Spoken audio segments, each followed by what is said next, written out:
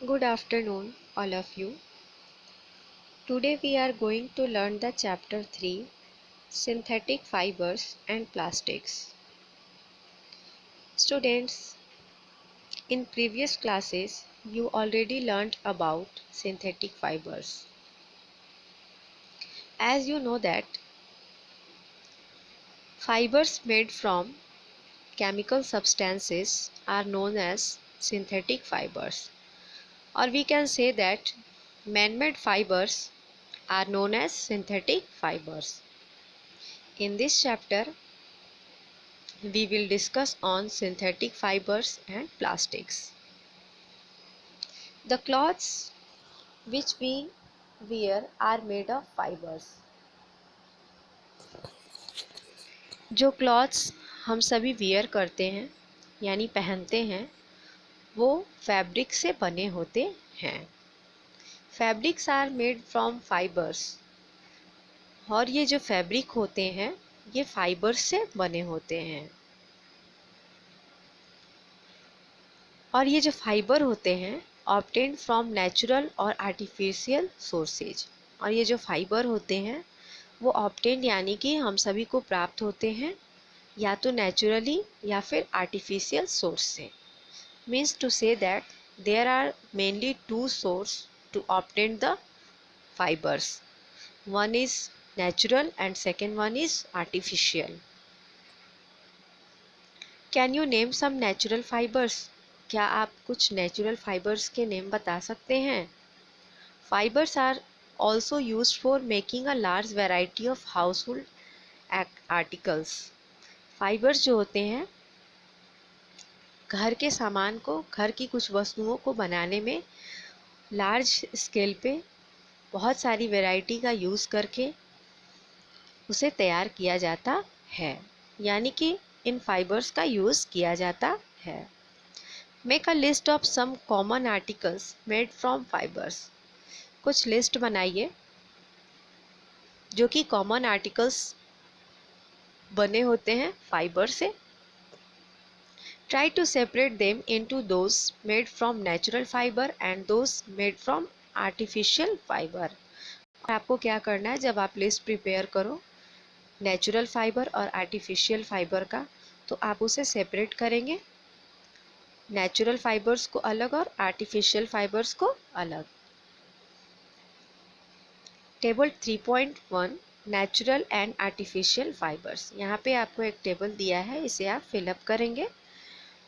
Name of article यानी जो article आप यूज़ कर रहे हैं उसका नेम यहाँ लिखेंगे, और टाइप ऑफ फाइबर यानी कि वो जो आर्टिकल है वो नेचुरली बना हुआ है या फिर आर्टिफिशियली बना हुआ है, किस तरह के फाइबर को यूज़ करके उसे बनाया गया है.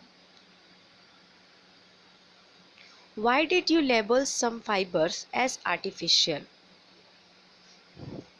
हमने कुछ फाइबर्स को आर्टिफिशियल क्यों लेबल किया है? You have read in your previous classes that natural fibers like cotton, wool, silk, etc. are obtained from plants or animals. आपने पिछले क्लास में पढ़ा था कि जो नेचुरल फाइबर होते हैं, natural fibre just like cotton, wool, silk, यानी कि ये जो कॉटन, वूल और सिल्क हुआ आर ऑब्टेन फ्रॉम प्लांट्स और एनिमल्स. ये जो हमें प्राप्त होते हैं या तो हमें प्लांट से प्राप्त होते हैं या फिर एनिमल से प्राप्त होते हैं. कॉटन, जूट ये प्लांट से मिलने वाले हैं और वूल और सिल्क जो है एनिमल से मिलते हैं. The synthetic fibres on the other hand are made by human beings. और जैसा कि मैंने पहले ही बताया कि सिंथेटिक फाइबर जो होते हैं वो ह्यूमन बींग्स जो होते हैं वो उन्हें बनाते हैं. That is why these are called synthetic और मैन-मेड फाइबर्स. वैसा फाइबर जिसे कि इंसान बनाते हैं, ह्यूमन बींग बनाते हैं, उसे हम सिंथेटिक फाइबर या फिर मैन-मेड फाइबर्स कहते हैं. और वैसा फाइबर जो कि हमें नेचुरली यानी कि प्लांट या फिर एनिमल से ऑब्टेन्ड होता है, जैसे cotton, wool, silk, jute etcetera, ये सभी क्या है? नेचुरल फाइबर है.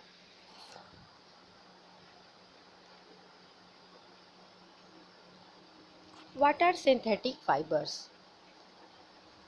Try to recall the uniform pattern found in a necklace of beads joined with the help of a thread. Figure 3.1a.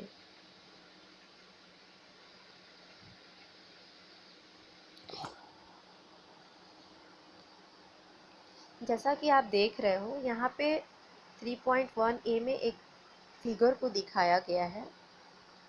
ये जो है नेकलेस, ठीक है, जिसे हम गले में पहनते हैं। आप देख रहे होंगे कि ये जो बना हुआ है छोटे छोटे बीड्स जो हैं वो ज्वाइंट होकर एक थ्रेड में जब इसे हम डाल दिए हैं एक साथ, तो एक क्या बन गया, एक नेकलेस बन गया है। और try to join a number of paper clips together to make a long chain. और क्या करना है, आप पेपर क्लिप्स को क्या कीजिए, आपस में टुगेदर ज्वाइन करके एक लॉन्ग चेन बनाइए। यहाँ पे दो पैटर्न दिखाया गया है। There are any similarity between the two, और कहा जा रहा है कि इन दोनों में कोई सिमिलैरिटी है। तो ये जो नेकलेस है जिसे हम गले में पहनते हैं, और ये जो पेपर पिन को एक साथ करके बनाया गया है, इसमें क्या सिमिलैरिटी नज़र आ रही है।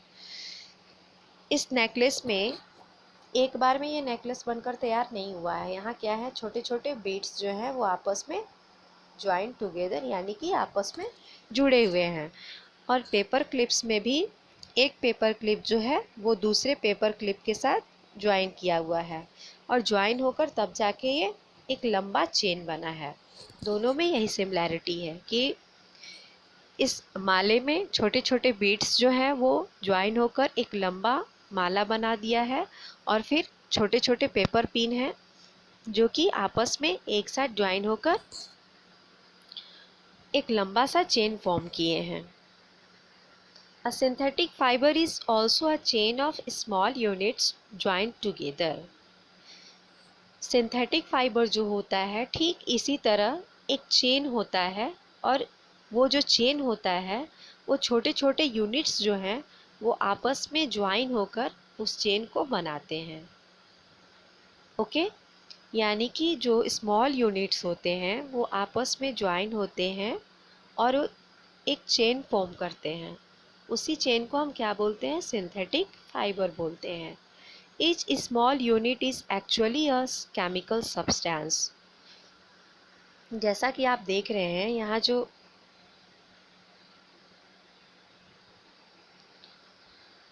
नेकलेस बना हुआ है, तो नेकलेस में एक एक बीड्स को आपस में ज्वाइंट किया गया है, और ये बीड्स ज्वाइंट होके एक लंबा सा चेन बनाए हैं।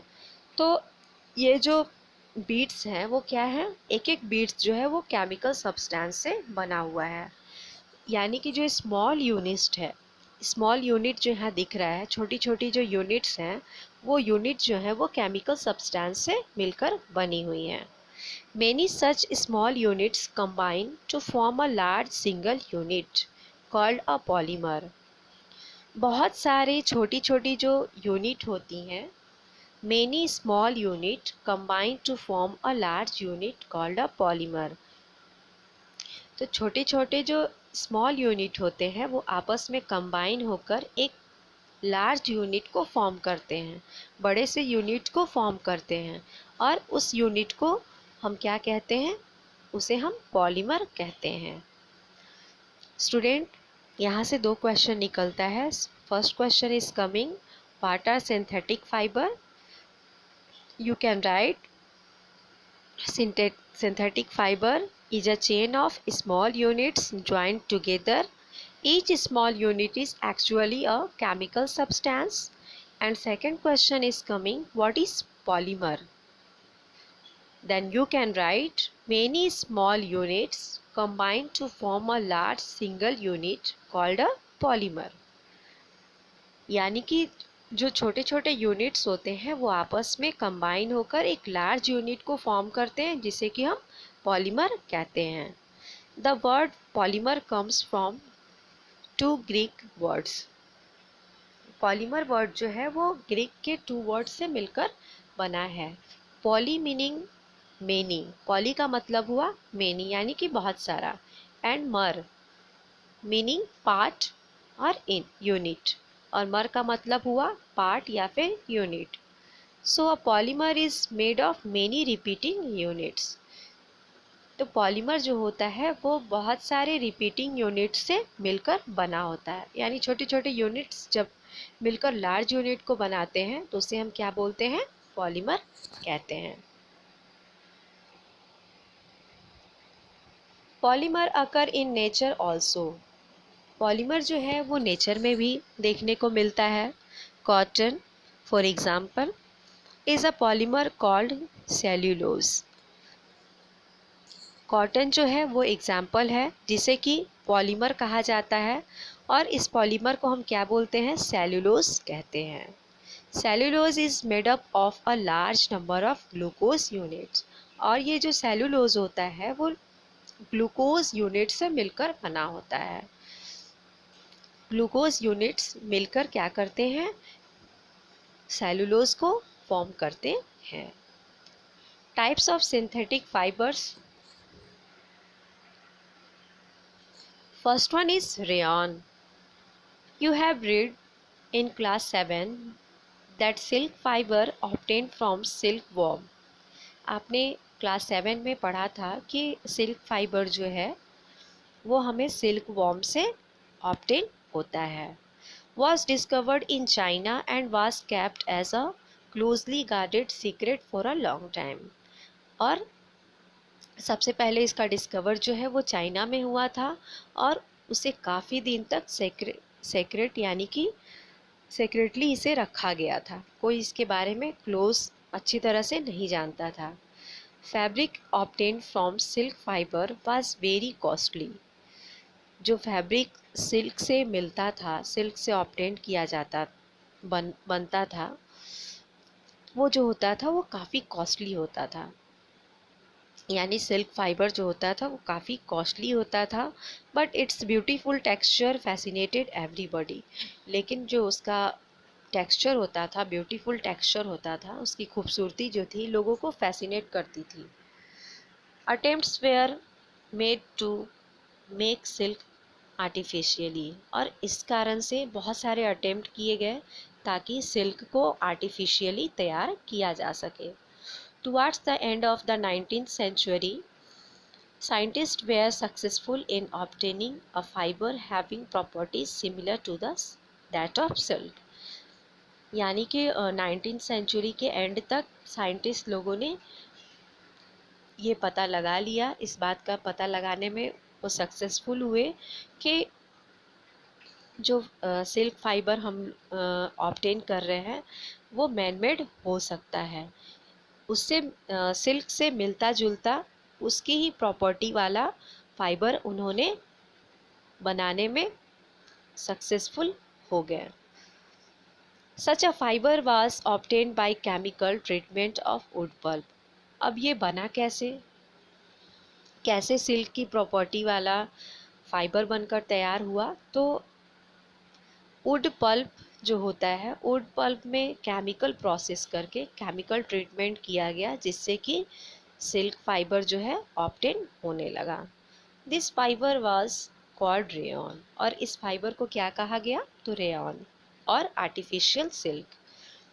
तो इस तरह से वुड पल्प में केमिकल प्रोसेस, केमिकल ट्रीटमेंट के बाद जो फाइबर बनकर तैयार हुआ उस फाइबर का नाम रेयन या फिर आर्टिफिशियल सिल्क रखा गया। Although rayon is obtain from a natural source, wood pulp, यहाँ तक कि रेयन जो है वो नेचुरल सोर्स है। नेचुरल सोर्स कैसे है, क्योंकि वो वुड पल्प से ऑब्टेन किया जाता है। Yet it is a man made fibre, लेकिन ये जो है वो मैन मेड फाइबर भी है। कैसे है, it is cheaper then silk and can be woven like silk fibres, क्योंकि ये जो सिल्क फाइबर तैयार किया गया वो मैन मेड सोर्स से भी तैयार किया गया, इंसान की मदद से इसे नए तरीके से तैयार किया गया, और ये जो सिल्क हुआ वो नेचुरल सिल्क फाइबर से सस्ता होता है, और इसे बुनकर सिल्क फाइबर बनाना भी इजी होता है। It can also be died in a wide variety of colours, यानी कि इसे बहुत सारे वेराइटी ऑफ कलर्स में भी क्या किया जा सकता है, चेंज किया जा सकता है। Rayon is mixed with cotton to make bedsheets और mixed with wool to make carpets. Rayon को जब हम कॉटन के साथ मिक्स करते हैं तो इससे बेडशीट बनकर तैयार होती है, और जब इसे हम रेयॉन को वूल के साथ मिक्स करते हैं तो कारपेट्स बनकर तैयार होते हैं। यहाँ पे कुछ एग्जाम्पल्स दिखाए गए हैं।